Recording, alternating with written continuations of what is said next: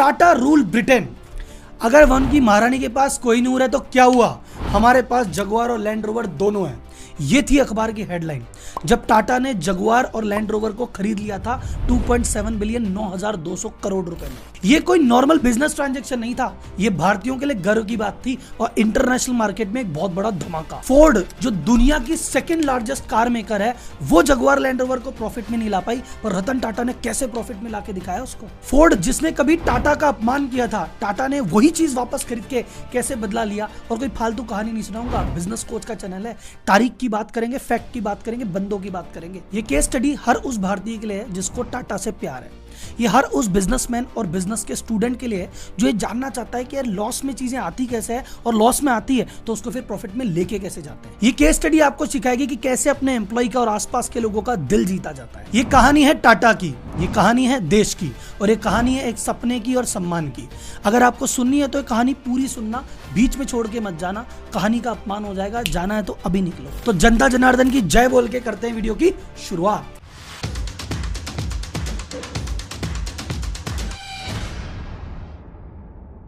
कहानी चालू होती है टाटा मोटर्स से। टाटा मोटर्स ने कहा इंडियन मार्केट में तो हमने काफी रूल कर लिया, अभी भी बहुत सारी स्कोप बाकी है, लेकिन अगर टाटा मोटर को एक इंटरनेशनल ब्रांड बनाना है, ग्लोबल मार्केट में जाना पड़ेगा। और ग्लोबल मार्केट में जाने में सबसे जो डेवलप्ड मार्केट है यूएस मार्केट, वहां पे एंट्री करनी पड़ेगी। पर यूएस जैसे डेवलप्ड मार्केट में एक जीरो से ब्रांड को बनाना बहुत ज्यादा खर्चे का काम है, और वहां के डेवलप मार्केट के जो कस्टमर है उनकी एक्सपेक्टेशन भी बहुत ऊपर होती है, तो उनको मैच करना भी कोई हल्की चीज नहीं है। तो एक ही तरीका था कि वहां की जो ऑलरेडी कंपनी या कोई ऑलरेडी ब्रांड वहां पे बिकता हो, उसको खरीद के ही ये काम किया जा सकता था। तो टाटा इस जुगाड़ में था कि भाई साहब कोई ऐसा बढ़िया ब्रांड मिले जिसको हम खरीद सकें। वो मौका मिला उनको 12 जून 2007 को, जब फोर्ड ने ऑफिशियली अनाउंस किया कि हमारे जो दो ब्रांड है जगुआर और लैंड रोवर, इनको हमको बेचना है साहब। अब बात करते हैं फोर्ड जगुआर और लैंड रोवर को आखिर बेचना क्यों चाहता था, और ये इसने खुद ने डेवलप किए थे या किसी और के थे। तो भाई साहब ये ब्रांड खुद फोर्ड ने बनाए भी नहीं थे। ये जो जगुआर ब्रांड है ये तो 1935 में बना था, और उसके बाद 1989 में फोर्ड ने इसको खरीदा था 2.9 बिलियन खर्च करके। लैंड रोवर बना था 1948 में। ऑफ राइडिंग में इसको गोल्ड स्टैंडर्ड माना जाता था, इसके बराबर कोई व्हीकल ही नहीं था, ये सबसे लव्ड ब्रांड था। लेकिन प्रॉफिटेबल का चक्कर इसका ऐसा है कि बार बार कंपनियों बदलती रही, एक कंपनी बेचती दूसरी खरीदती, बिकते बिकते 1994 में तक BMW ने इसको खरीदा। सन 2000 में फोर्ड ने BMW से इसको खरीद लिया। अब सवाल यह आता है कि फोर्ड जगुआर और लैंड रोवर को बेचना क्यों चाहता था।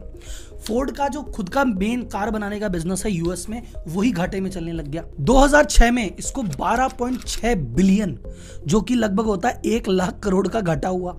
2007 में 2.6 बिलियन का घाटा हुआ।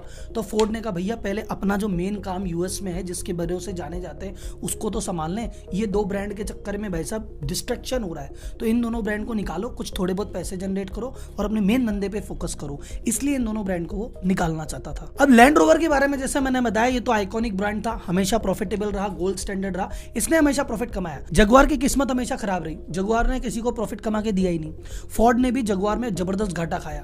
जगुआर के बारे में एक जोक कहा जाता है कि कोई भी एक जगुआर नहीं लेता, दो लेता है। क्यों? एक तो हमेशा गैराज में खड़ी रहती है। तो जब फोर्ड ने कहा कि यार अगर मैं बेचने में निकालूंगी तो लैंड रोवर तो प्रॉफिटेबल है, इसको तो सब ले लेंगे, जगुआर के कोई हाथ नहीं लगाएगा और हमें तो इससे ही आफत से मुक्ति पानी है। तो नॉर्मली क्या होता है, जब कहते हैं ना कि भाई दो लड़के होते, कहते हैं भैया हम तो दोनों की शादी एक ही घर में करेंगे, तो फोर्ड ने भी बैठ के कह दिया कि भैया जिसको लेना है दोनों लेने पड़ेंगे, एक एक नहीं देते। तो जब फोर्ड की दो कन्याएं लैंड रोवर और जगुआर का स्वयंवर हुआ, तो भाई साहब अलग अलग प्रदेश के महाराजा आए, टाटा मोटर भी गया, महिंद्रा एंड महिंद्रा भी गया, बहुत सारी P firm I, JP Morgan की पी फॉर्म आई, और एकदम ऐसा लगा भैया अलग अलग प्रदेश के राजा, अब तो भाई साहब स्वयंवर होगा, देखे कौन लेके जाता है। इस स्वयंवर में एक खतरनाक वाली शर्त थी, इस जेएलआर के 16,000 एम्प्लॉय थे और इनकी यूनियन बनी हुई थी। तो इन्होंने पंगा डाल दिया, इन्होंने कहा देखो जो पी फर्म है, प्राइवेट इक्विटी फर्म है, उसको तो नहीं बेचोगे, हमको बेचना है ना, बेच दो, कंपनी बेच दो, लेकिन किसी, हम मोटर बनाने वाली कंपनी है तो किसी मोटर बनाने वाली कंपनी को बेचोगे, ऐसे प्राइवेट इक्विटी फर्म को मत बेचना कि किसी को भी बेच दिया, वो पता नहीं फैक्ट्री बंद कर देंगे, 10 चीज कर देंगे।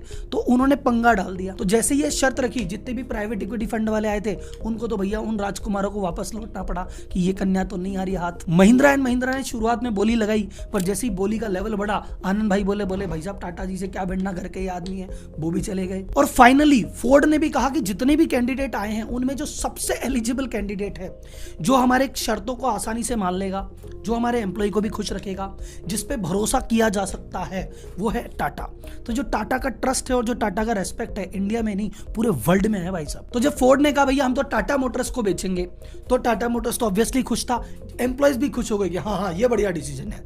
इंडियन गवर्नमेंट भी बहुत ज्यादा खुश थी, ब्रिटिश गवर्नमेंट भी बहुत ज्यादा खुश थी। टोनी ब्लेयर ने तो भैया कांग्रेचुलेशन बोला कि भैया अच्छा हुआ टाटा ने बेचा है, क्योंकि टाटा को एम्प्लॉय का ख्याल रखना आता है, तो हम बड़े खुश हैं कि यार टाटा को ये फर्म बिकी। तो जब फोर्ड ने ये गाड़ियां बेची टाटा को, हाथ जोड़ के बिल फोर्ड ने एक बात कही कि भाई साहब आप हम पे एहसान कर रहे हैं ये गाड़ी लेके। इस एहसान वर्ड से आपको एक कहानी याद आई होगी। ये जब डील हुई थी ये कहानी बहुत चली थी, सबने स्टोरी बना बना के डाली थी। फैक्ट फिगर पे कोई बात नहीं करता, कहानियां लेकिन सबको आती है, फैक्ट फिगर आप इस वीडियो में ही जानेंगे। पर कहानी कुछ ऐसी थी कि 1998 में टाटा ने इंडिका लॉन्च की। अब इंडिका लॉन्च की पर उसकी सेल बहुत डाउन थी, तो उन्होंने कहा ऐसे तो काम चल रहा नहीं, तो वो फोर्ड के पास गए, भैया हमारा कार वाला डिवीजन आप ले लो। तो उन्होंने कहा यार जो तुमको कार बनानी आती नहीं, क्यों आए थे डिवीजन में, तुम तो बस ट्रक बनाने वाले हो, बस वही बनाया करो। ऐसा करके रतन टाटा का अपमान कर दिया था। उसी फोर्ड की कंपनी का घमंड नीचे हुआ और हाथ जोड़ के कंपनी बेचनी पड़ी। और फिर फाइनली 2 जून 2008 को ये डील कंप्लीट हुई। और जैसा मैंने बताया आपको कि अखबारों की headline, empire strikes back, India rule Britannia, Jaguar is now Indian. Queen के पास कोहिनूर है तो क्या हुआ, लैंड रोवर जगुआर तो हमारे पास है। तो ऐसे करके इंडियंस को तो बड़ा प्राउड फील हुआ, लेकिन ब्रिटिश नागरिकों को बहुत बुरा लगा। उन्होंने कहा यार ये कोई बात थोड़ी होती है यार, हमने इन पे रूल किया है, हमारी कंपनियां खरीद रहे हैं, ऐसी कोई बात थोड़ी होती है। तो उनसे जब बातचीत की तो उनके नागरिकों को कहा कि यार जब फोर्ड जैसी कंपनी जब लैंड रोवर को प्रॉफिट में नहीं चला सकी, जगुआर को नहीं चला सकी, तो भाई साहब टाटा की क्या औकात है, इनको तो प्रीमियम गाड़ियों का एक्सपीरियंस भी नहीं है। अभी बात आपके भी मन में आई होगी, हाँ यार सर फोर्ड अगर लॉस में थी तो टाटा ने क्यों खरीदा। टाटा ने इसलिए खरीदा, उनको पता है प्रॉफिट में लाऊंगा, और कैसे लाऊंगा ये केस स्टडी है, ध्यान से सुनना। एक सवाल कि राहुल जी अगर टाटा को खरीदना था तो यही ब्रांड क्यों खरीदे। बहुत सारे कारण थे। पहला कारण, ब्रांड बहुत बढ़िया थे, ग्लोबल लेवल पे जब पहचान हो गई। दूसरा, इनकी जो मैन्युफैक्चरिंग फैसिलिटी थी वो एडवांस थी, तो टाटा मोटर ने कहा इनकी खरीदेंगे, प्लांट भी आएंगे तो मैन्युफैक्चरिंग भी, टेक्निक भी सीख लेंगे। इनका R&D सेंटर था वो भी एडवांस था, तो रिसर्च एंड डेवलपमेंट जो चल रही है एडवांस वो भी मिल जाएगी। फिर इनकी लैंड रोवर की जो XUV आती है वो इनकी सफारी, जो टाटा सफारी है उसका एक्सटेंडेड वर्जन है। बोले हम खुद डेवलप करेंगे तो हमें जाने कितने साल लगेंगे, यहाँ तो बना बनाया मिल रहा है। आज तक टाटा ने चाहे बस बनाई, चाहे ट्रक बनाई, चाहे कार बनाया, वैल्यू फॉर मनी वाला बनाया, लग्जरी के सेगमेंट में गए नहीं। तो लग्जरी सेगमेंट में इसके थ्रू एंट्री हो गई और एक बहुत बड़ा मार्केट जो पहले बंद था अब ओपन हो गया। और पूरे वर्ल्ड में ग्लोबल डीलरशिप बनी बनाई, 170 कंट्री में 2600 से ज्यादा डीलर बने बनाए मिल गए। तो डील सिर्फ कंपनी की नहीं हुई, पूरे इकोसिस्टम की हुई कि और पूरे विश्व में नाम का नाम हो गया, डीलर का डीलर हो गया, टेक का टेक हो गया, प्लांट का प्लान हो गया, सिक्योरिटी मिल गई, बाकी प्रॉफिटेबल तो इसको बना लेंगे। जगुआर लैंड रोवर को खरीदने के बाद जब पहली एम्प्लॉय मीटिंग हुई और इन सभी एम्प्लॉय को संबोधित करने रतन टाटा पहुंचे, तो सबके मन में एक बात क्लियर थी कि भैया कोई नेताजी आदमी आए हैं, अब इन्होंने हमने कंपनी खरीद ली, ये नए मालिक हैं, अब ये भाई साहब हमारी जम के क्लास लेंगे, एक बार दिखाएंगे कि मैं कितनी बड़ी अथॉरिटी हूं और हमें बताएंगे कि ये रहा प्लान, करो फॉलो।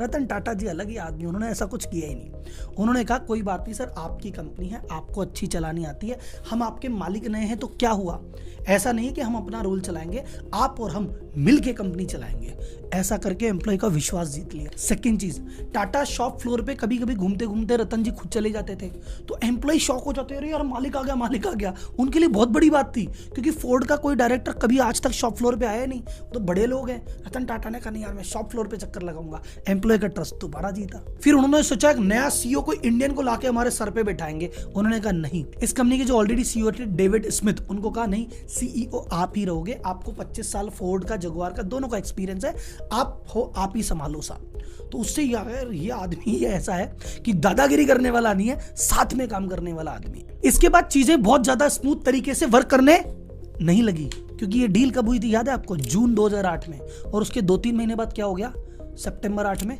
लेमन ब्रदर हुआ, पूरा मार्केट नीचे, और जो पूरा यूरोप में तबाही, नॉर्दर्न अमेरिका में तबाही, और यही तो सेगमेंट था, यही तो मार्केट था जो जगुआर लैंड रोवर की गाड़ियां खरीदा करता था। एकदम से सेल शून्य।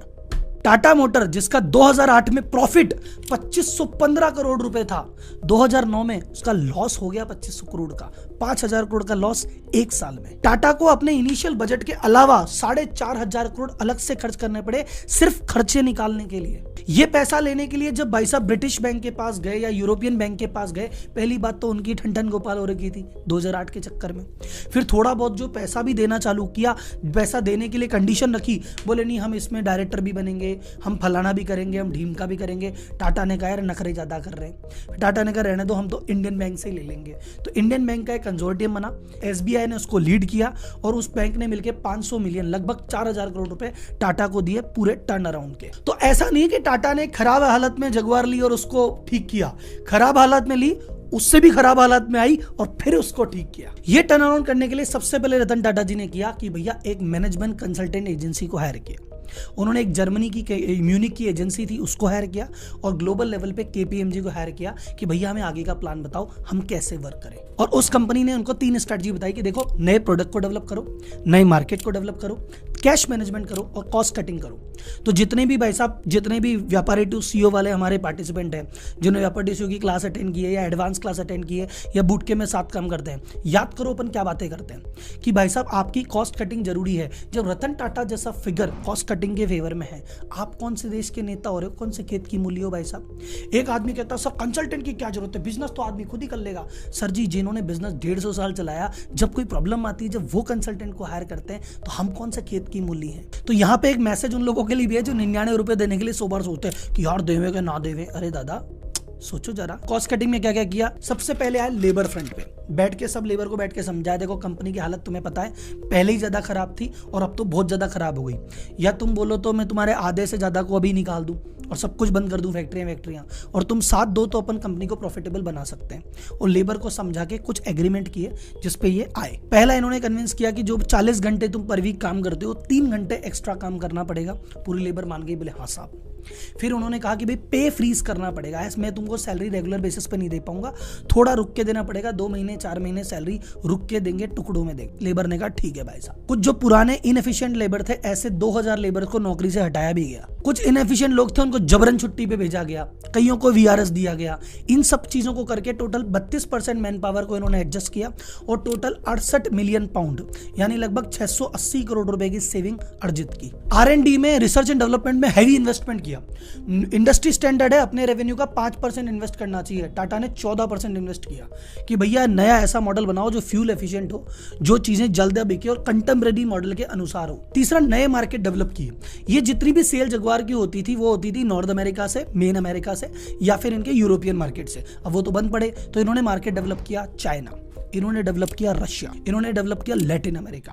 तो टोटल जगुआर की सेल जो उस समय जब इन्होंने बाय किया, टोटल सेल का 1% आता था इन जगह से, इनसे आने लग गया 20%। 2009 में टर्नओवर चालू हुआ था, 2017 में लेडीज एंड जेंटलमैन दिल को थाम लीजिए, सेल कर दी तिगनी, $34 बिलियन, 2,31,000 करोड़ की सेल। टाटा ग्रुप में इस समय टाटा मोटर में 80,000 एम्प्लॉई हैं, उनमें से 35,000 सिर्फ जगुआर और लैंड रोवर में हैं।